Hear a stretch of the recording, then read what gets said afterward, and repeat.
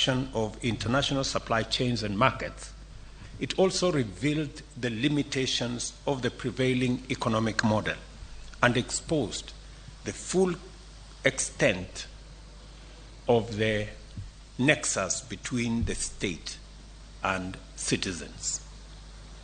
For those who had jobs, majority of whom were in the informal sector, the prices of essential commodities rose beyond the purchasing power of their incomes, demonstrating the precarity of the majority of our people's livelihoods, and serious illness brought with it the ever-present threat of poverty arising from exorbitant medical costs.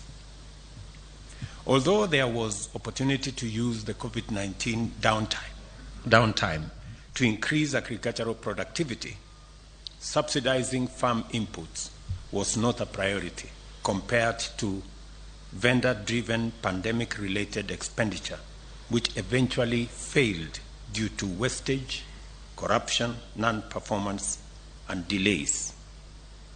Other measures and programs undertaken during this time exacerbated the suffering of Kenyans at the bottom and made many people question the priorities of their government. This was the beginning of the national conversation that subsists to this minute and has anchored robust engagements which defined the last election and subsequent political and policy discourse. The primary bone of contention is, who does the government work for? An old and favored approach to answering this question was to pledge to do more, in fact, much more, of the same old policies, programs, projects, and interventions that have failed at such a high cost that poverty, unemployment, and underdevelopment are actually intolerable. The other option was to embrace a bold new vision and undertake ambitious interventions aimed at transforming the country's economy by creating jobs, increasing incomes, while ensuring that food, shelter, and health are available to everyone, especially those of us who are not privileged. I say this in reflection because a trend was created that using other people's money, which is debt, is a very innovative way of delivering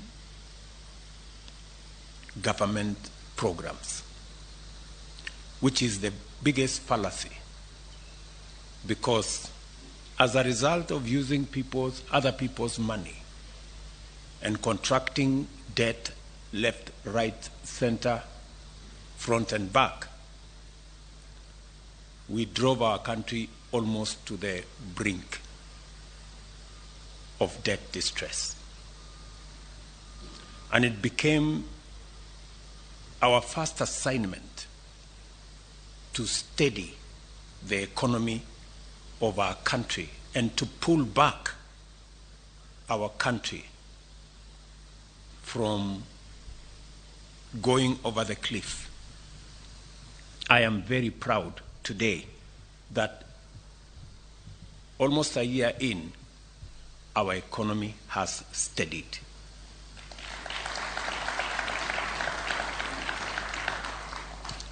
I am very proud today that the interventions that we have taken, though not popular, though very painful, but I want to say here, they have paid off.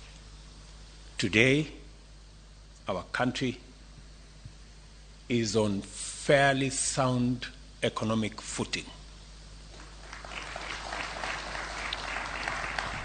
And our decision to do more around collecting our own taxes,